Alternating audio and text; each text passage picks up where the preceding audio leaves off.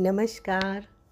मैं शून्य संपूर्ण ज्ञान कार्यक्रम में आप सभी का स्वागत करती हूँ। और आज जो हम बात करेंगे वो एकता के ज्ञान की बात करेंगे।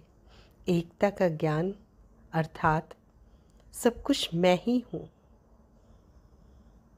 सारे पेड़ पौधे, जीव जंतु, सारे व्यक्ति, सब कुछ, जगत का पूरा विस्तार मेरा ही रूप है। मैं ही वो निराकार हूँ, मैं ही वो चैतन्य हूँ जिससे आकार की उत्पत्ति होती है। ये सब तो हमने बहुत बार सुना होगा, बहुत सारे गुरुजनों के मुंह से भी सुना होगा। अहम ब्रह्मास्मि, सब कुछ मैं ही हूँ। लेकिन क्या कभी ऐसा अनुभव हुआ कि सब कुछ मैं हूँ? क्या कभी ऐसे भाव आए? दूसरे व्यक्तियों को देखकर, पशु पक्षियों को देखकर, जीव जंतुओं को देखकर क्या कभी ये भाव आया कि ये मेरे ही रूप हैं? क्योंकि प्रवचन में सुन लेना, गुरुजनों के मुख से अहम ब्रह्मास्मि का पूरा व्याख्या सुन लेना,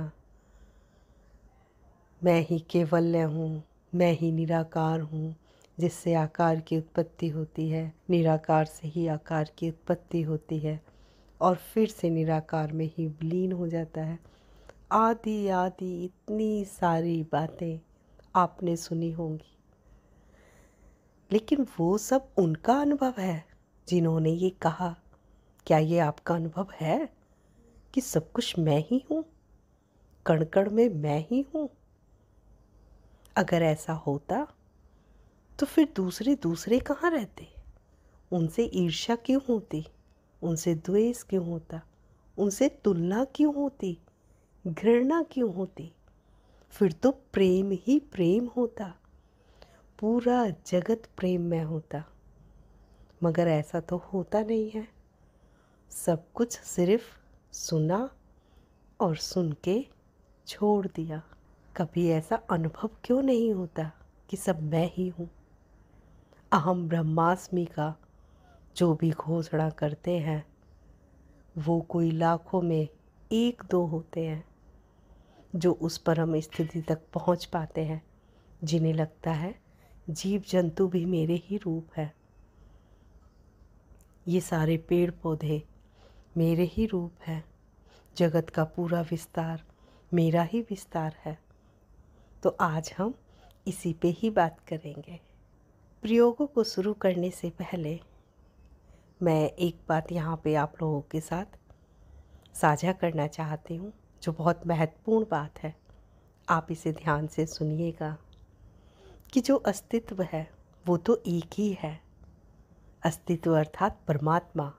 हम उसको और भी बहुत सारे नामों से जानते हैं, जिसके दो भाग हैं।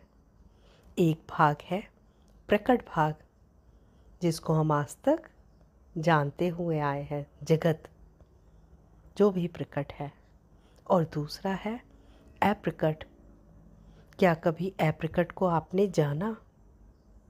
नहीं, उसे जाना नहीं जा सकता, वो अज्ञेय है। अनुभव करता हुआ जा सकता है परंतु जाना नहीं जा सकता।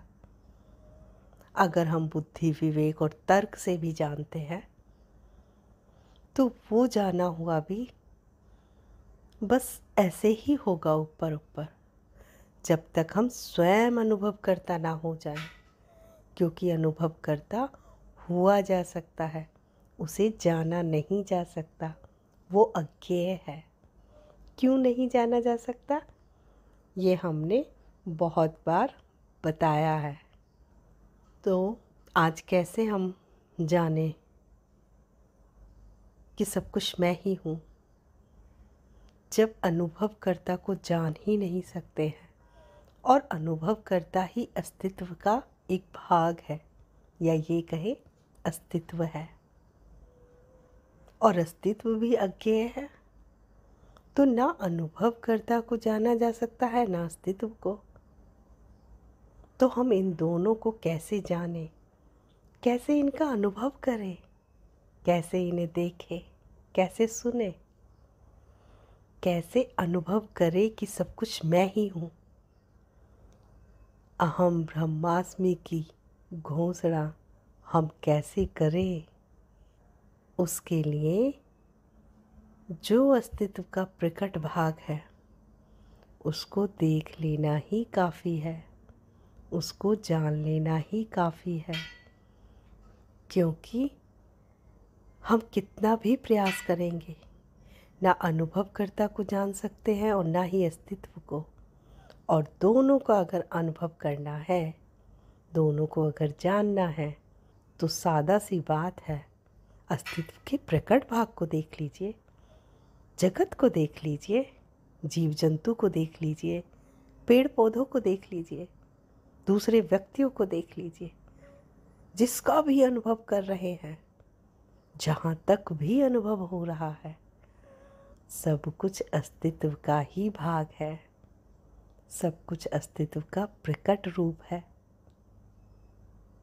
और मैं स्वयं अस्तित्व हूँ, इसीलिए कहा भी जाता है अस्तित्व स्वयं अनुभवकर्ता के रूप में इस जगत का अनुभव कर रहा है। क्योंकि हमारे पास कोई और रास्ता नहीं है ईश्वर को अनुभव करने का, अनुभवकर्ता को अनुभव करने का। अगर हमें इन दोनों को जानना है तो जगत को ही जान लो, उतना काफ़ी है। कभी किसी पेड़ के पास जाके बैठ जाओ, कभी किसी पशु पक्षी के पास बैठ जाओ, कभी किसी दूसरे व्यक्ति की सहायता कर दो, कभी उन्हें प्यार से दो शब्द बोल दो, कभी किसी नदी के किनारे जाकर बैठ जाओ, कभी पहाड़ों को निहार लो। क्योंकि हमारे पास इसके अलावा और कोई विकल्प नहीं है। तो जब भी परमात्मा को जानने का मन हो, देखने का मन हो, छूने का मन हो, सुनने का मन हो, तो परमात्मा लाखों लाखों रूपों में प्रकट है और अनुभव करता स्वयं परमात्मा है।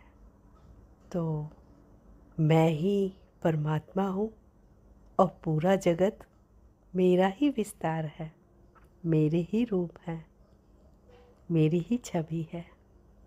अब आगे साधकों से बात करते हैं और आगे का कार्यक्रम शुरू करते हैं। तो सबसे पहले मैं कुछ 2-4 चीजें आपसे पूछना चाहती हूँ, आप लोग उत्तर दीजिएगा।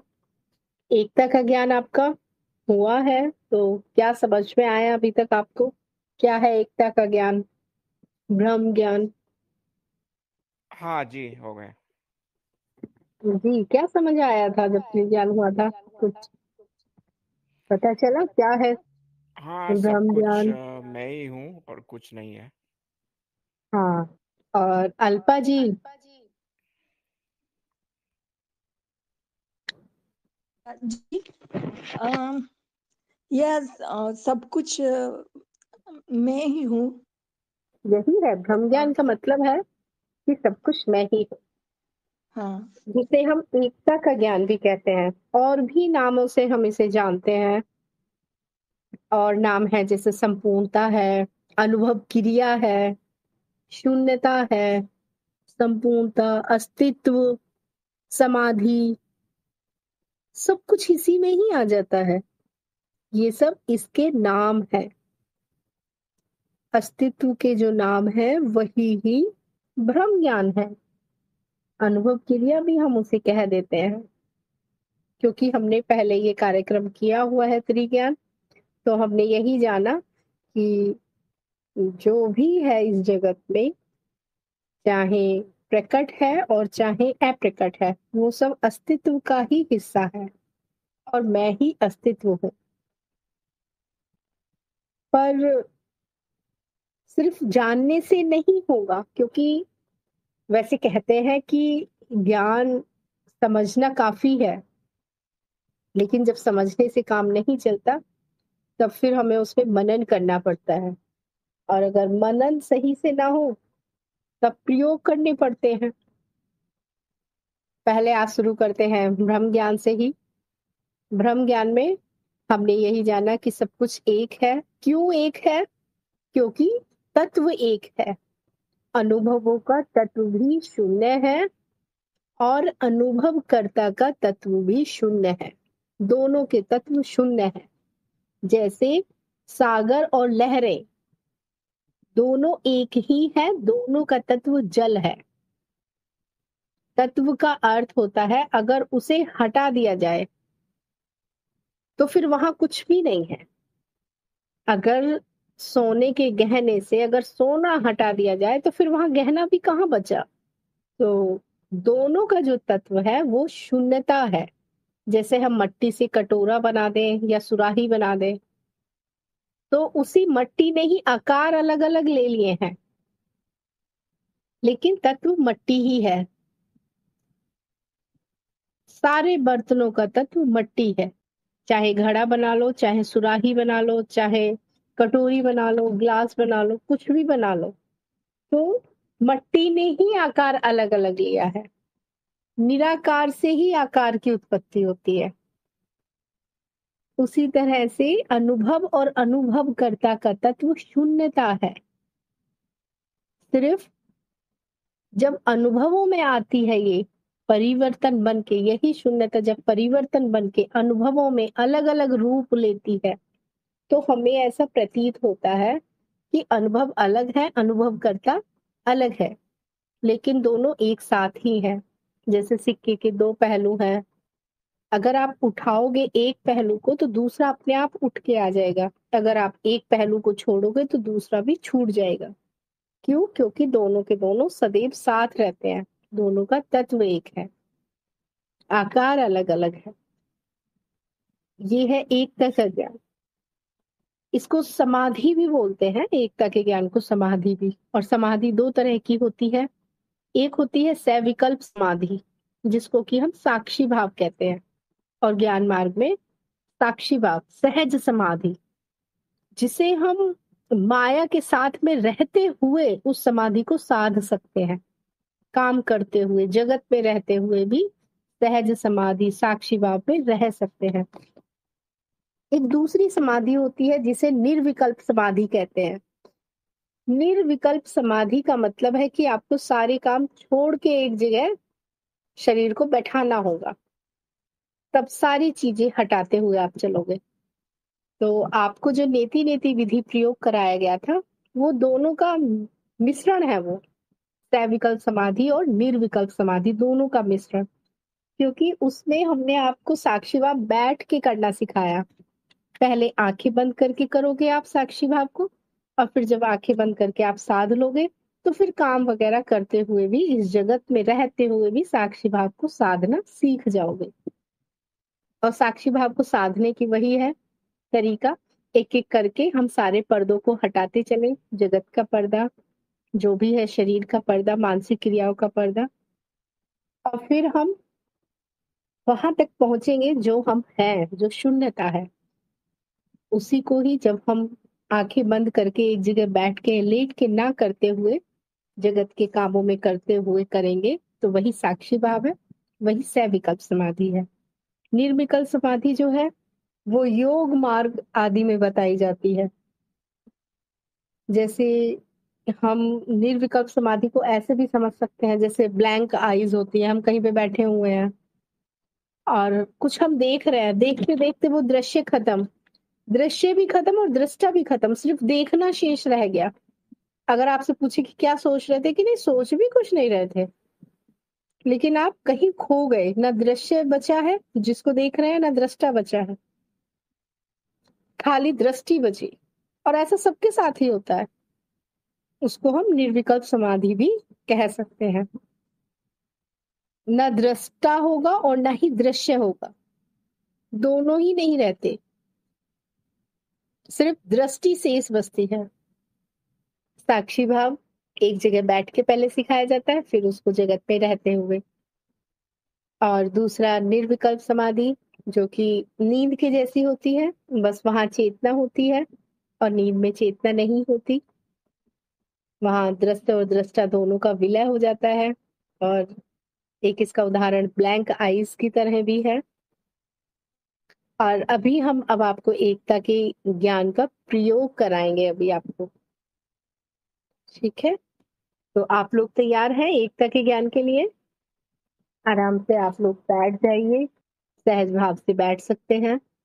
और बैठने के बाद में जो भी चीजें आपको दिखाई अभी दे रही हैं, कोई भी 3 चीज सेलेक्ट कर लीजिए। पहली चीज, जैसे मुझे अभी दिखाई दे रही है एक चेयर, और दूसरी चीज मुझे दिखाई दे रही है टेबल, और तीसरी चीज जो मुझे दिखाई दे रही है वो है मोबाइल का चार्जर। तो मैंने 3 चीज सेलेक्ट कर ली है। इसी तरह से आप भी जहां बैठे हैं आराम से सहज एकदम प्रसन्नता पूर्वक पूरे शरीर को ढीला छोड़ के सारी चिंताओं को, बातों को, सबको एक तरफ रख दीजिए और देखिए क्या 3 चीज आपको दिखाई दे रही हैं। जब 3 चीजें दिखाई दे रही हैं तो उसमें से सबसे पहली चीज को देखिए, और पहली चीज को देखने के बाद मुझे बताइए कि अनुभव और अनुभवकर्ता की दूरी कितनी है वहां। हाँ जी, बिल्कुल दूरी बिल्कुल भी हाँ, नहीं। जहाँ वही अनुभव है अनुभव वहीं करता अनुभव है करता। ना? तो हम लोग को ये समझाने की हाँ जरूरत जी, ही नहीं है कि दूरी कितनी है अनुभव से हाँ और जी, अनुभवकर्ता से। जी, क्योंकि जब भी हम दूरी नापते हैं तो दूरी नापने के लिए हमें दोनों के स्थान का पता होना चाहिए। किसी भी चीज की जब भी हम दूरी नापते हैं, किसी भी चीज की, तो हमें दोनों चीजों का स्थान पता होता है, तभी हम दूरी नापते हैं। और यहाँ पे हमें अनुभव का स्थान तो पता है, लेकिन अनुभव कर्ता का स्थान नहीं पता है। कोई पर्टिकुलर स्थान अनुभव कर्ता का है नहीं, जैसे हम कह दे कि यहाँ पे है, वो तो सब जगह है। तो जब स्थान ही नहीं है दोनों के बीच में, तो हम कैसे जान पाएंगे कि अनुभव कर्ता कहाँ है? नहीं जान सकते हम। हाँ, लेकिन एक चीज हम ये जान रहे हैं कि जब मैंने उस पहली चीज को देखा तो वहां पे अनुभव करता और अनुभव दोनों साथ ही दिखाई दिए मुझे। उनमें कोई स्थान की दूरी नहीं है, और साथ में समय का भी अंतराल नहीं है। ऐसा नहीं है कि दृश्य पहले प्रकट हुआ और दृष्टा बाद में आया, या दृष्टा पहले आ गया दृश्य बाद में आए। दृश्य और दृष्टा दोनों एकदम एक साथ है। तो अभी आप पहली चीज को देखिए, और पहली चीज को देखते हुए आप अंतर देखिए कि दोनों में ना स्थान का अंतर है ना समय का अंतर है, दोनों इकट्ठे एक साथ हैं। उस एक साथ को महसूस करिए। अगर है तो फिर अपनी दृष्टि को हटा के दूसरी वस्तु पे लेके जाइए और वहां देखिए क्या वहां पे भी अनुभव और अनुभवकर्ता एक साथ है। अब वहां से दृष्टि को हटा के तीसरी चीज की तरफ लेके जाइए, वहां पर भी अनुभव और अनुभवकर्ता एक साथ है। और इसी प्रक्रिया को एक बार अपने से दोहराइए। पहले पहली वस्तु, फिर दूसरी वस्तु, फिर तीसरी वस्तु, और फिर इसको थोड़ा जल्दी जल्दी दोहराइए। पहली देखी, दूसरी देखी, फिर तीसरी देखी।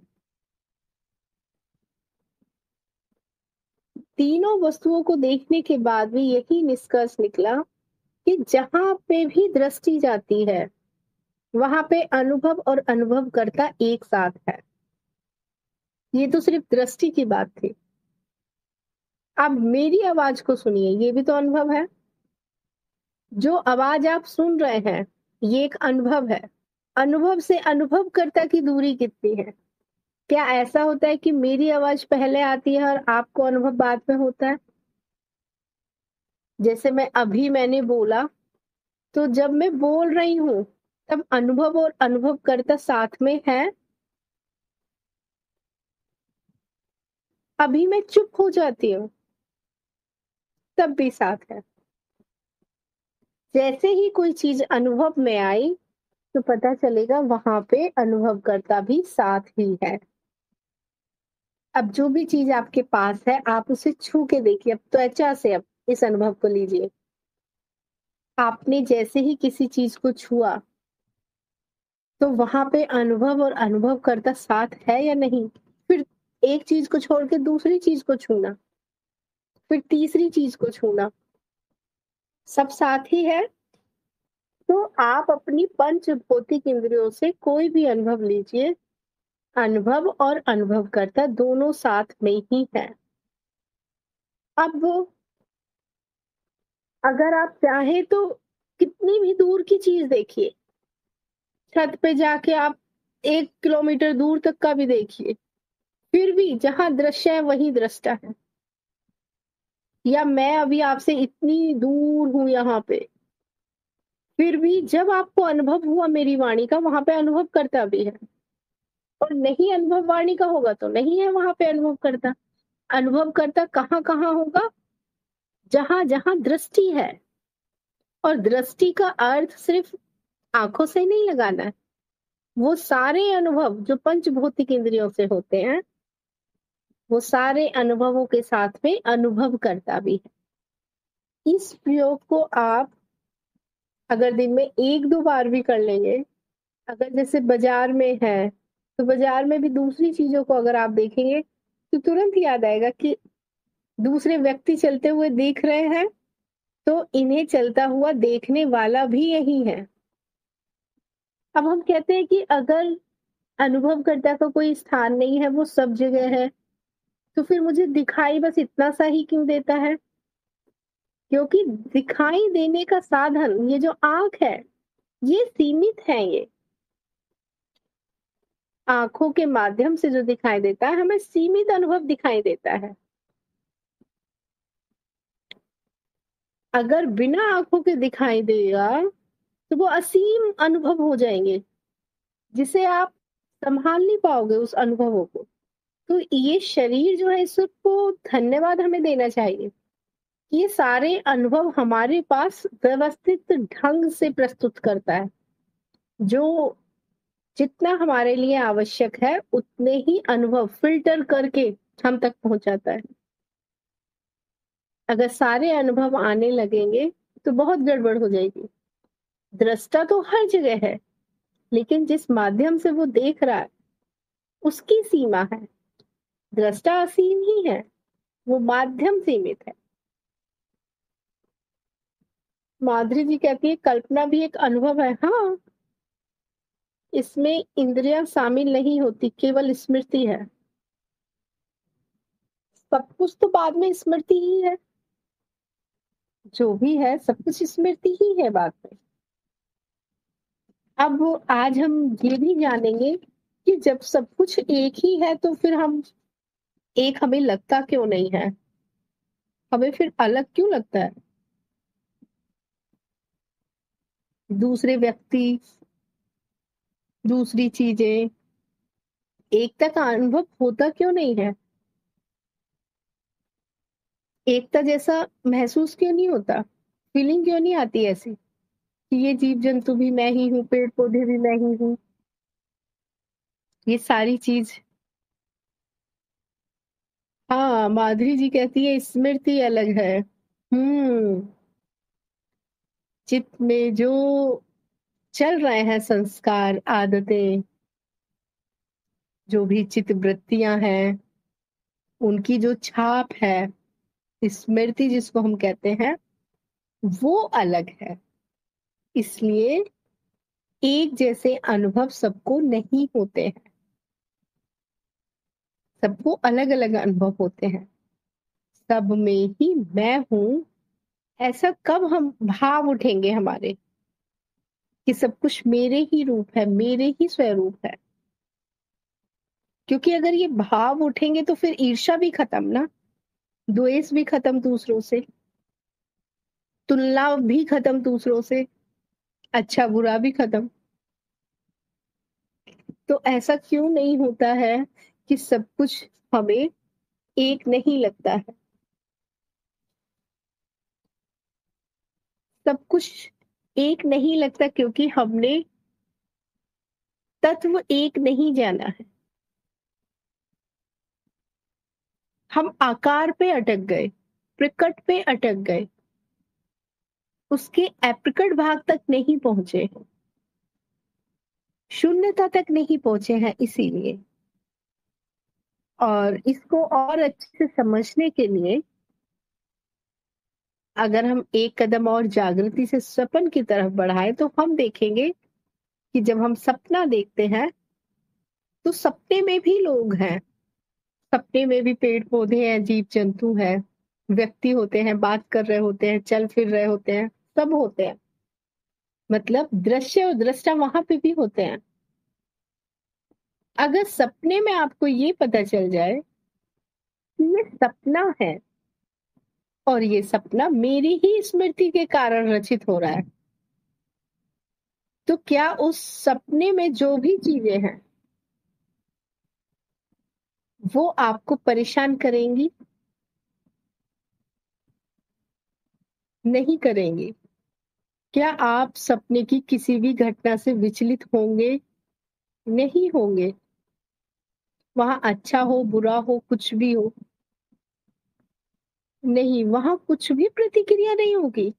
यहाँ तक कि अगर कोई वहां पे किसी को, एक व्यक्ति किसी दूसरे व्यक्ति को तलवार से भी मार रहा होगा, तब भी अगर आपको ये पता चल जाए ये सपना है, आप एक तरफ बैठ के ना फिल्म की तरह उसे देखते रहेंगे, कहेंगे उठ के रोकना भी तो व्यर्थ ही है। देखिए, ये हो गई परम दशा। ये तो इतनी परम दशा हो गई कि नैतिक ही, अनैतिक ही नहीं, नैतिक भी छूट गया। अनैतिक तो गया गया, नैतिक भी गया। नॉर्मली नैतिकता क्या कहती है कि अगर दो लोग लड़ रहे हैं तो उनका बीच बचाव करा दो। लेकिन अगर सपने में ये पता चल जाए कि दो लोग लड़ रहे हैं, तब बीच बचाव कराओ नहीं कराओ, मर्जी है आपकी। कराने का मन है, उस खेल में भाग लेने का मन है, आनंद लेने का मन है तो ले लो, और नहीं मन है तो बैठ के देखते भी रहो। वैसे भी होना क्या, आंख खुलनी है, वो सपना वहीं का वहीं खत्म हो जाना है। तो वहां पे भी जो दृष्टा है, उस दृष्टा ने जो भी चीजें वहां देखी वो सब स्मृति की छवि है, वो सब और कुछ भी नहीं है। तो वहां पे हम ये कहें कि कुछ भी नहीं है, या ये कह दे सब कुछ मेरे द्वारा ही रचित है, दोनों ही वाक्य ठीक है, जबकि दोनों ही एक दूसरे के विरोधाभासी लगते हैं एकदम। या तो हम ये कह दे कि सब कुछ मिथ्या है, बेकार है, या ये कह दे हाँ सब कुछ मेरे द्वारा ही रचित है। अब दो, एक पूरब की तरफ बात जा रही है, एक पश्चिम की तरफ, लेकिन दोनों ही बातें सत्य हैं। अभी शरीर से संबंध खत्म, ये खेल खत्म, और नई यात्रा पे निकल जाएगा जी। और अगर आपने ये जान लिया, जैसे सपने में ये जान लिया कि ये सपना है, उसी तरह से जागृत में अगर ये जान लिया कि ये सपना है, तब तो जीव की भी यात्रा खत्म। कोई नई यात्रा नहीं, कोई इच्छा नहीं, कुछ भी नहीं, जीवन मुक्त हो गए फिर तो वो। और अगर हम दूसरे दृष्टिकोण से देखते हैं, तब भी अनुभव और अनुभवकर्ता साथ में ही है, कोई स्थान की दूरी नहीं, कोई समय की दूरी नहीं।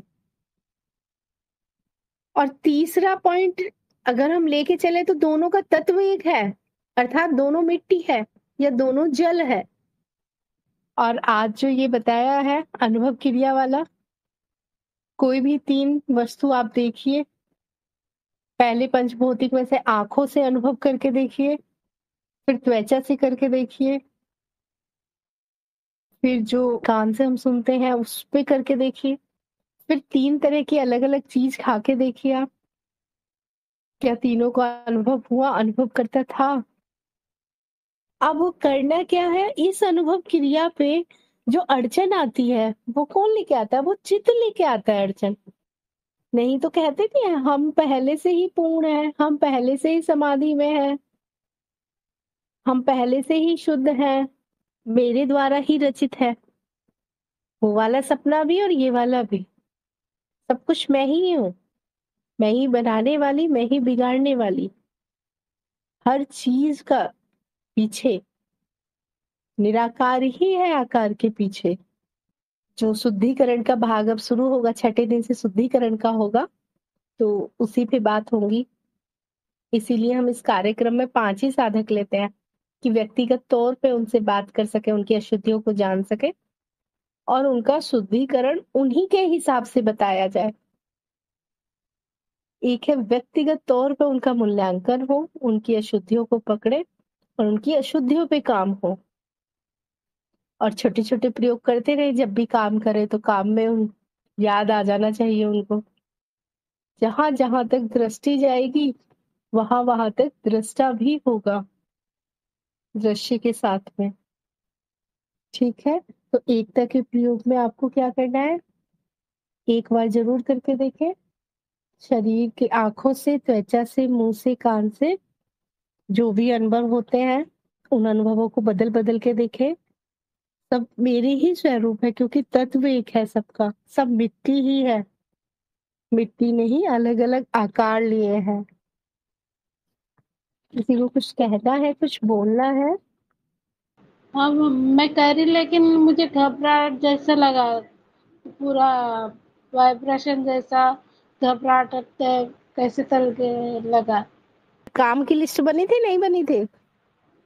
बनाई थी तो वो जिम्मेदारी निपटाए नहीं बनाए? वो नहीं, काम वो निपटाए या लिस्ट ही बनी रह गई थी? नहीं, लिस्ट थी लेकिन बनाए नहीं, अच्छा, उस पे करी नहीं। काम नहीं किए। हाँ, काम नहीं कोई किया। बात नहीं, अभी तो वैसे भी ये सिर्फ सिखाने के लिए था, करवाया जाएगा अभी शुद्धिकरण के बाद। अब सिर्फ सारे प्रयोग आपको सिखाए जा रहे हैं, फिर प्रयोग हाँ कराए जाएंगे एक एक हफ्ते। हाँ एक एक हफ्ते ये एक एक करके प्रयोग कराए जाएंगे। उस समय जो आपकी ये समस्या आई है ना, उस समय उस पर भी बात हाँ कर लेंगे। अभी सिर्फ हाँ सिखाया गया है कि ऐसे ये वाला प्रयोग होता है, ऐसे ये वाला होता है, ऐसे ये वाला। शुद्धिकरण के बाद सारे प्रयोग एक एक हफ्ते कराए जाएंगे। पेट फिर में ही उस पूरा घबराहट, पेट में घबराहट कैसे तो लगे है पूरा। हाँ जी, जसवीर कौर जी। ठीक, बढ़िया, अच्छी हूँ। बढ़िया। हाँ घबराहट जी। हुई मृत्यु की तैयारी में? नहीं नहीं नहीं, कुछ नहीं। अरे ऐसा वाह! नहीं, कुछ नहीं। बहुत बढ़िया। एक बार करके देखा आपने? नहीं? नहीं नहीं, मैंने तो हाँ जी, देखा था, लेकिन मैंने वो अभी लिस्ट नहीं बनाई। बाकी वो था कि मन में जो भी जिनसे मैंने जिनको माफ करना था उनको माफ किया, जिनका दिल दुखाया उनसे माफी मांगी, ये सब किया। और मन में सोचा कि भी हाँ, क्या क्या छोड़ना है। जैसे अंदर से लगाव खत्म हो गया चीजों के साथ, कि भाई अच्छा। मरना तो शरीर का ही है ना। हम्म, शरीर ने जाना है ना, हमने तो नहीं जाना कहीं, मैंने तो नहीं जाना ना बिल्कुल। कहीं। तो लगाव इतना हाँ। नहीं रहा चीजों के साथ भी। मैं उनको बांट दूं या कोई मेरे जाने के बाद कोई बांट ले, कुछ कर ले, उससे मुझे कोई लगाव नहीं। कि जैसे होगा, हम्म जो होगा उस वक्त, जैसे होगा, हम्म संसार में जो है पड़ा रहेगा, मैंने तो साथ नहीं ले जाना ना। ये मन में था, हम्म मैंने नहीं ले चलिए, जाना। अच्छा, हाँ जी। बहुत अच्छा। बाकी जब हम प्रयोग कराएंगे ना तब और भी अच्छा होगा। अभी हाँ तो जी। सिर्फ सिखाए जा रहे हैं, एक दिन में हम एक प्रयोग सिखाते हैं। जब कराए जाएंगे तब इनके परिणाम देखना कितने अच्छे आते हैं, बहुत अच्छे। जितने भी अभी तक बैचेस चले हैं, सारे के हाँ, सारे बैचेस में परिणाम बहुत अच्छे आए। एक भी साधक, बाकी तो ठीक है अभी खैर मैम। सबका चल ही रहा है। चलिए फिर। माधुरी जी कहती है मैंने प्रयास किया था 3 बार। हाँ, आपने बताया कि आपको घबराहट होने लगी, बहुत सारे काम हैं, बहुत सारी जिम्मेवारियां हैं, तो आप तैयार भी नहीं है, अभी तैयारी भी नहीं की है। प्रणाम सोनी जी। हाँ जी, प्रणाम माधुरी जी। कैसे हैं? कैसे होंगे, आनंद दे दो। मुझे शून्यता में मुझे आनंद छोड़ ही है। दिया, मुझे छोड़ दिया ना। आप जब आइएगा ना इस बार, फिर चलेंगे आपके साथ। बिल्कुल बिल्कुल। मैं कह रही हम्म, थी ना कि मैं एक ही जगह अटक रही हूँ, बस यही मुझे ना, कोई घबराहट नहीं हुई, बस केवल इतना लग रहा है ना, बस बताया था मैंने बच्चे की समस्या को हाँ। लेकर के। हम्म। जब मैंने पूरा ध्यान किया, पता है मुझे ये आश्चर्य हुआ कि अच्छा, ऐसे तो कभी सोचा ही नहीं था। मेरे इतने परिचित और इतने सारे कुछ, मतलब लगता था सभी से जुड़ी हुई, पर दोनों बच्चे और गुरुजी। इसके सिवा कोई तीसरा नहीं आया जिससे मुझे कुछ कहना हो, मुझे कुछ मिलने की इच्छा, कुछ भी नहीं। और वैसा घबराहट, हाँ, एक चीज़ लेकिन अंदर से जब आए ना, जब सब कुछ कर लिया तो बोल रहे तुम जा कैसे सकती हो, अभी तुमने तो अपनी जिम्मेदारी पूरी की नहीं, कहाँ भागना है।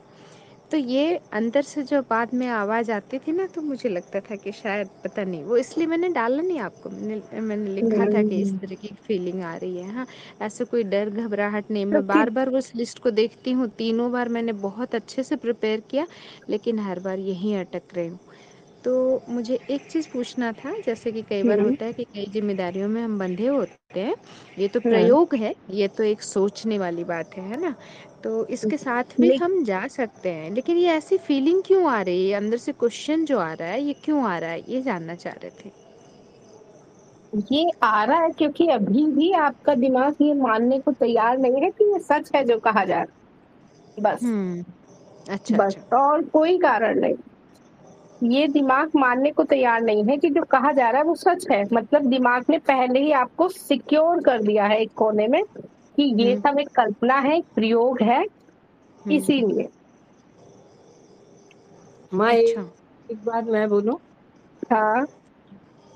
जब हम सोचते हैं करता मैं हूँ, तो उसमें हम्म, फर्क नहीं पड़ता, करता अपने आप को मान लिया, जबकि ये सब हो रहा है, करने वाले तो हम है ही नहीं, ये हो रहा हम्म, है तो करता मानने की वजह से ऐसे लगता है ना कि भाई ये जिम्मेवारी है, ऐसे ये निभानी है। जी, बहुत बहुत अच्छी बात बोली आपने। हाँ, हाँ बिल्कुल। हाँ, बहुत सुंदर, बहुत सुंदर। कर्ता कर, कर्ता भाव बचा हुआ है अभी, है ना। आपको हाँ, ऐसा लगता है कि अभी इवन मेरे काम बचे हुए हैं, मुझे करने हम्म हैं, हाँ, मतलब अभी क्या भी करता कर्ता भाव। भाव है। और वही कर्ता कर्ता कर्ता कर्ता भाव बचा भाव हुआ से है। मुक्त करने के लिए ही तो कहते हैं कि कहाँ, अच्छा कर्ता भाव है, ठीक है तो जाओ हम्म करो, बनाओ लिस्ट, हम्म। निपटाओ काम। निपटाओ काम, सही बात है। हम्म, इसके लिए फिर मुझे और आगे कुछ मतलब ये क्या मतलब और अभी थोड़ा समय लेकर के करना चाहिए, या कि फिर है कि ये मनन के बाद फिर हम थोड़े दिन बाद फिर ये करें, है ना। बहुत नहीं अच्छी नहीं, इशारा किया आपने माता जी। बताऊंगी मैं, ये मैं आपको बताऊंगी बिल्कुल। कब से शुरू करना है। अभी तो सिर्फ आपको सिखाया जा रहा है। जी बिल्कुल। जब हम्म शुद्धिकरण का भी बता दिया जाएगा, उसके बाद हम्म फिर ये करवाए जाए, एक हफ्ते एक प्रयोग, एक हफ्ते एक प्रयोग, तब जो हम्म निकल के आएगा ना रियल पिक्चर, तभी निकल के आएगी। हम्म। वो जो अच्छा। समय होगा एक एक हम्म हफ्ते का, हम्म। सही मायने में तो अशुद्धियां तभी कटेंगी। बिल्कुल। जैसे ये अशुद्धियों के कारण ही ऐसा लग रहा है ना, इस तरह की जो फीलिंग आ हाँ, रही है वो अशुद्धियों के कारण आ रही है। अच्छा अच्छा। बिल्कुल। जी बिल्कुल। अशुद्धियों पे काम हो जाएगा हमारे, और जो जो समझाना था मैंने समझा दिया, जो बताना था बता दिया। अब उस प्रयोग को जब करेंगे तब नए नए फिर अनुभव भी निकल के आएंगे। इतने के बावजूद भी हम अटके हुए हैं, तो यहीं अटके हुए हैं ना। अच्छा अच्छा। हाँ, बिल्कुल देखिए कहीं ना कहीं कर्ता भाव अभी भी बचा हुआ है। बिल्कुल। बिल्कुल यही मुझे जानना था कि हम्म, कहीं कुछ आसक्ति वैसी बची नहीं, कुछ भी, बस लगता है कि कर्ता ये भाव मेरी बचा हुआ है। जिम्मेदारी है। हम्म, ऐसा लगता है, मैंने मान के बैठा है जो ले, मुझे जो फील हो रहा है वो मैं बता रही हूँ कि मेरी ये जिम्मेदारी है, मैंने अभी पूरी नहीं की। है। अच्छा एक बात बताइए आप माधुरी जी, हाँ आप कितना भी कोशिश करिए, जी। आपके करने से ये सब हो नहीं रहा है। बस करने से हमें ऐसा लगता है कि मैंने कर दिया, नहीं तो जो हम्म। होना है वो तो होना ही है। सही बात है। अब जरूरी नहीं है वो आपके अनुसार चीजें हो अब, है ना। सही। बिल्कुल बिल्कुल। ठीक है, तब आज का कार्यक्रम यहीं पे समाप्त करते हैं। जी ठीक है। बिल्कुल है। धन्यवाद। जी। माँ मैं हम्म, इजाजत लेना चाहूंगी, अगर आप दो तो। बताइए किस मैं चीज का। मेडिटेशन करने जाती थी ना, वहाँ संडे मून हाँ का प्रोग्राम है, सारे दिन का वहाँ मौन रहना होता है, क्या इजाजत होगी मैं जाऊँ? हाँ, मौन के लिए तो इजाजत है। मौन के लिए हाँ, इजाजत है। वो सुबह जाना है और रात को आना है, मतलब मौन रहना है वहाँ, बातचीत कुछ नहीं, कोई ज्ञान नहीं, तब कोई आप कुछ जा नहीं। सकते हो, तब जा सकते जा हो। सकती हूँ ना। हाँ, हाँ, मौन के मैं लिए जा सकते हैं। बहुत दिनों से मेरे अंदर ना मन में प्यास थी कि मैं ऐसे नहीं जाऊंगी, क्योंकि आपने मेडिटेशन पर मना किया है। मैं एक हाँ, बार इजाजत ले लूं तो फिर ही जाऊंगी, संडे का है प्रोग्राम ठीक है सारे जा दिन का। सकते हैं आप। ठीक है, जा धन्यवाद सकते मैम, बहुत बहुत हैं जी। धन्यवाद। चलिए फिर धन्यवाद। आज का कार्यक्रम हम यहीं पे समाप्त करते हैं। मैं आशा करती हूँ ये कार्यक्रम आपके लिए बहुत लाभदायक सिद्ध हो। इसी के साथ मैं अपने शब्दों को विराम देती हूँ। धन्यवाद बहुत बहुत जी। धन्यवाद। चलिए फिर धन्यवाद। आज का कार्यक्रम हम यहीं पे समाप्त करते हैं। मैं आशा करती हूँ ये कार्यक्रम आपके लिए बहुत लाभदायक सिद्ध हो। इसी के साथ मैं अपने शब्दों को विराम देती हूँ। धन्यवाद करती हूँ ये कार्यक्रम आपके लिए बहुत लाभदायक सिद्ध हो। इसी के साथ मैं अपने शब्दों को विराम देती हूँ। धन्यवाद ये बहुत लाभदायक सिद्ध हो। इसी के साथ मैं अपने शब्दों को विराम देती हूँ। धन्यवाद ठीक है, सारे जा दिन का सकते हैं आप। ठीक है, जा धन्यवाद सकते मैम, बहुत बहुत हैं जी। धन्यवाद। चलिए फिर धन्यवाद। आज का कार्यक्रम हम यहीं पे समाप्त करते हैं। मैं आशा करती हूँ ये कार्यक्रम आपके लिए बहुत लाभदायक सिद्ध हो। इसी के साथ मैं अपने शब्दों को विराम देती हूँ। धन्यवाद चलिए फिर धन्यवाद। आज का कार्यक्रम हम यहीं पे समाप्त करते हैं। मैं आशा करती हूँ ये कार्यक्रम आपके लिए बहुत लाभदायक सिद्ध हो। इसी के साथ मैं अपने शब्दों को विराम देती हूँ। धन्यवाद कार्यक्रम आपके लिए बहुत लाभदायक सिद्ध हो। इसी के साथ मैं अपने शब्दों को विराम देती हूँ। धन्यवाद कार्यक्रम हम यहीं पे समाप्त करते हैं। मैं आशा करती हूँ ये कार्यक्रम आपके लिए बहुत लाभदायक सिद्ध हो।